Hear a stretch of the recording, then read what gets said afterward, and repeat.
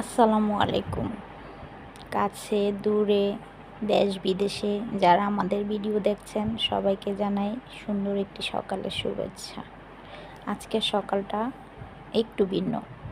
খুব সকালবেলা ঘুম থেকে উঠেই মেয়েকে নিয়ে ঢাকার উদ্দেশ্যে রওনা দিলাম। এসি এয়ারকন থেকে বাসে ওঠার পরেই তার দুষ্টামি শুরু। তারপর আর কি করার, ওর কথা শুনতেই আছি। ঢাকা কুমিল্লার হাইওয়েতে গাছগুলা কৃষ্ণচূড়া খুব সুন্দর লাগছিল। তারপর ওর সাথে আসলে অনেক কথা বলতেছিলাম, অনেক সান্ত্বনা দেওয়ার চেষ্টা করতেছিলাম, বাট না, সে তো বাসায় চলে আসবে। অনেকক্ষণ ঘুম পাড়ানোর চেষ্টা করলাম, সে ঘুমাবে না। তারপর আবার বলতেছে বাসের মধ্যে হাঁটবে, চলতি বাসে তো আর হাঁটতে দেওয়া যায় না। অবশ্যই ঢাকায় রৌদ্র ছিল, গরম ছিল বাহিরে প্রচণ্ড।